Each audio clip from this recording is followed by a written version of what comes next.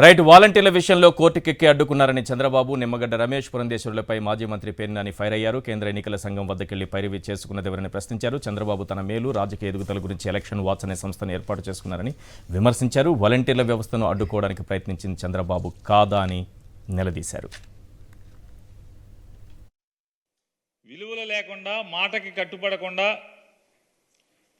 పూటకొక మాట మాట్లాడేటువంటి నేర్పరి నిన్న మాట్లాడింది అసలు తనకు గుర్తులేనట్టుగా కూడా గొప్పగా మాట మార్చి మాట్లాడేటువంటి నేర్పరి మన చంద్రబాబు నాయుడు గారు. ఆయన ఇవాళ మళ్ళీ మాట్లాడతాడు. ఎంత అసహ్యంగా దిగజారి మాట్లాడతాడంటే, జగన్మోహన్ రెడ్డి గారు తన రాజకీయ స్వార్థం కోసం పెన్షనర్ల పొట్టకొట్టాడు. ఈ రకంగా సిగ్గుమాలిన మాటలు మాట్లాడటానికి అసలు పెన్షనర్లతో డబ్బులు పంచటానికి వీలు లేదు. ప్రభుత్వం నుంచి వచ్చేటువంటి ఏ పథకము, ఏ సంక్షేమ కార్యక్రమము వాలంటీర్ల వ్యవస్థ ద్వారా ప్రజలకి చేరవేయటానికి వీలు లేదు అని చెప్పని ఎవరు కేంద్ర ఎన్నికల సంఘం దగ్గరికి వెళ్ళి పైరవీ చేసుకున్న వాళ్ళు ఎవరు? భారతీయ జనతా పార్టీ ఆంధ్రప్రదేశ్ రాష్ట్ర అధ్యక్షురాలు మీ వదిన గారు పురంధేశ్వరి గారు, అలాగే నీ కోసం, నీ మేలు కోసం, నీ రాజకీయ ఎదుగుదల కోసం ఒక ఎల్లో ఎలక్షన్ వాచ్ అనేటువంటి ఒక సంస్థను ఏర్పాటు చేసి మాజీ ఐఏఎస్లు, మాజీ మేధావులు ముసుగులో ఒక పచ్చ బ్యాచ్ బయలుదేరింది. మీ సానుభూతి పరులు, మీకోసం పనిచేస్తున్న వాళ్ళు కాదా? ఎవరిచ్చారు ఈ అర్జీలు? గంటకి లక్షల్లో ఫీజులు తీసుకునేటువంటి ఢిల్లీ ప్లేడర్లని, ఈ వాలంటీర్ల యొక్క వ్యవస్థని నిలుపుదల చేయటానికి, వాలంటీర్లతో ప్రభుత్వ కార్యక్రమాలన్నీ నిలుపుదల చేయటానికి ప్రయత్నం చేసింది ఎవరు? చంద్రబాబు నాయుడు కదా. ఎవరి నిమ్మగడ్డ రమేష్ కుమార్ ఎవరు? ఈ దగ్గుబాటి పురంధేశ్వరి గారు ఎవరు? ఎవరు వీళ్ళంతా? తెలీదా? ప్రజలకు తెలీదా? నిమ్మగడ్డ రమేష్ కుమార్కి ఏంటి, మనకేంటి సంబంధం? ఎవరికి ఈ అక్రమ సంబంధాలు? భారతీయ జనతా పార్టీలో ఉన్న నాయకులకి ఎవరెవరికి ఏం సంబంధాలు ఉన్నాయి ఎవరికి తెలీదా? ప్రజలు కళ్ళు మూసుకు, వెనకటికి ఏదో సామెత ఉంటుంది, మీలాంటి పిల్లులు కళ్ళు మూసుకుని పాలు తాగుతా దొంగతనంగా ఎవడు చూడలేదనుకుంటే, మీరు కళ్ళు మూసుకున్నంత మాత్రాన ప్రపంచం కళ్ళు మూసుకోలా. ప్రపంచానికి మీ చరిత్ర, మీ జాతకాలన్నీ కూడా ప్రజలకు తెలుసు. ఎవరి నిమ్మగడ్డ రమేష్ కుమార్ అనేది ప్రజలకు తెలీదా?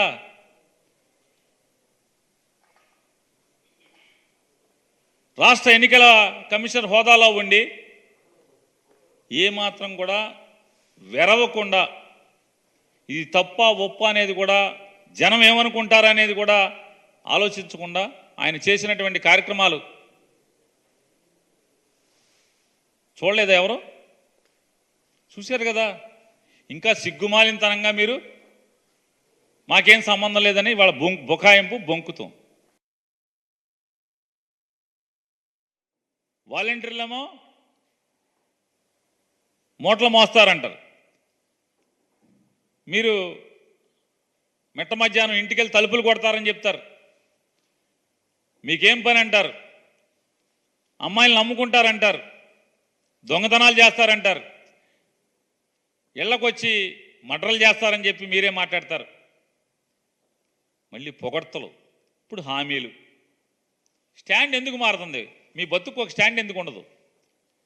ఎవడైనా మనిషి అన్నాక ఒక బతుకు, ఒక మన మనిషి జన్మ ఎత్తామంటే ఒక స్టాండ్ ఉండాలి కదా, ఒక నిబద్ధత ఉండాలి కదా. ఎందుకు ఏంటి పిలి మొగ్గలు? ఆయన మాట్లాడతాడు. ఇంకోటి ఏంటి,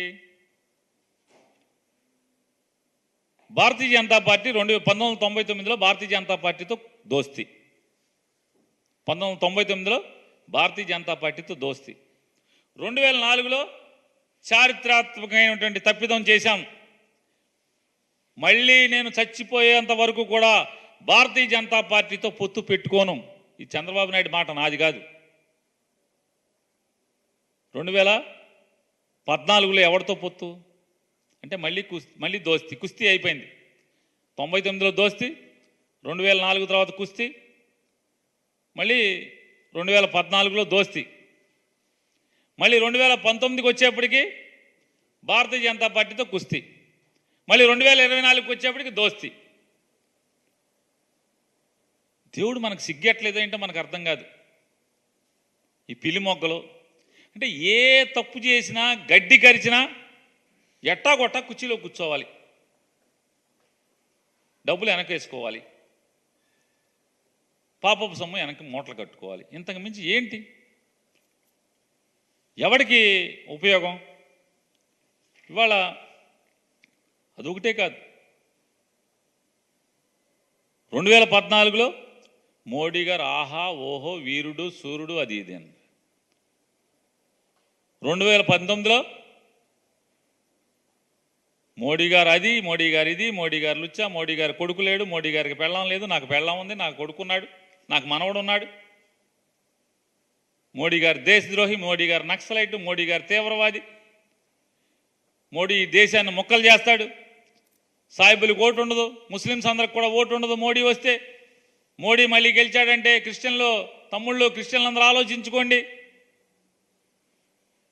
మరి వాళ్ళ రేపు నువ్వు మోడీ కలిసి గెలిస్తే మరి ఈ రాష్ట్రంలో ఉన్నటువంటి ముస్లిమ్స్కి ఓటు ఉంటుందా, ఓటు ఉండదా?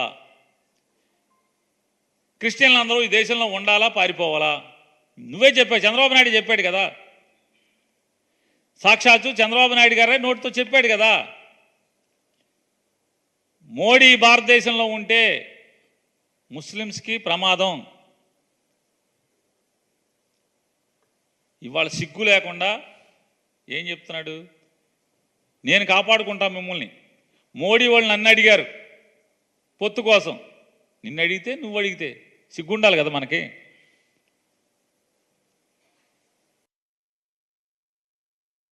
స్టాండ్ మార్చలేదు జగన్మోహన్ రెడ్డి గారు.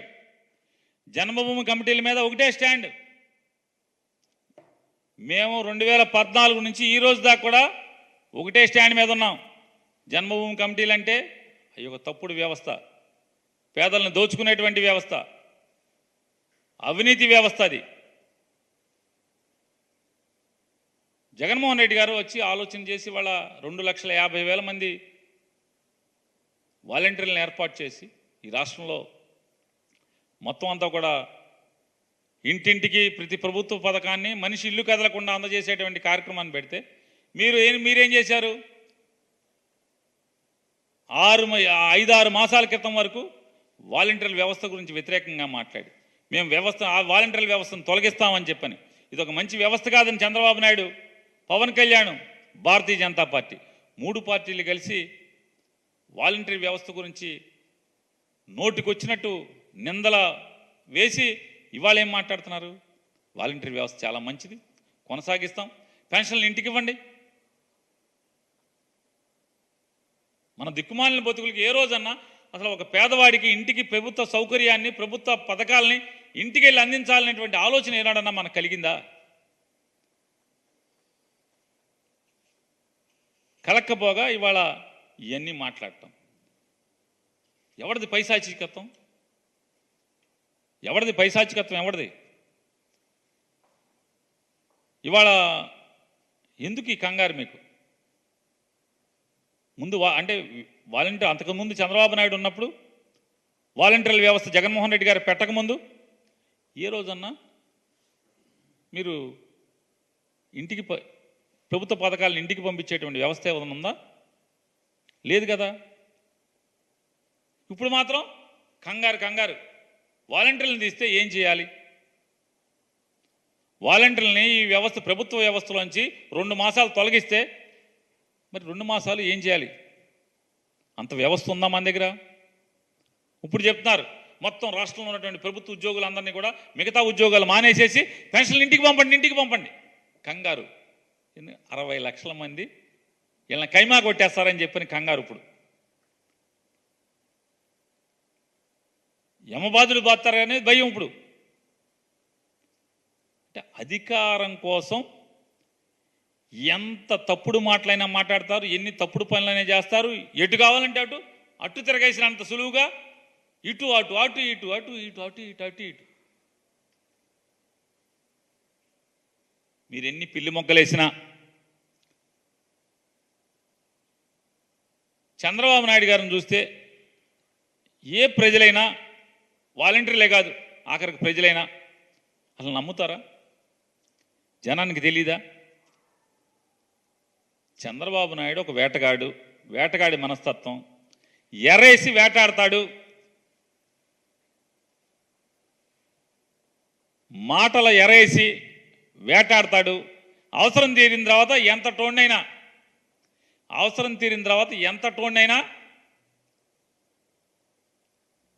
బొంద పెడతాడు, పాత్ర వేస్తాడు, గొయ్యి తీసి గోతులో కప్పెడతాడు అనేది ఎవరికి తెలీదు? ఈ రాష్ట్ర ప్రజల దగ్గర నుంచి ఓటేయించుకున్నటువంటి ప్రతిసారి కాపుల్ని బీసీ చేస్తా అన్నావు, ఓటేయండి అన్నావు. ఏం చేసావు? ఆ హామీని పాత్ర వేసావు. మత్స్యకారులను ఎస్సీ చేస్తా అన్నావు, బోయల్ని ఎస్టీ చేస్తా అన్నావు. అధికారం రాగానే నాయి బ్రాహ్మణులను తోక్కత్తిరిస్తావు, గుడి మెట్లు కూడా ఎక్కనివ్వు.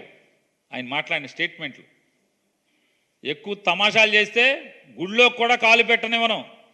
అంటే నాయి బ్రాహ్మణ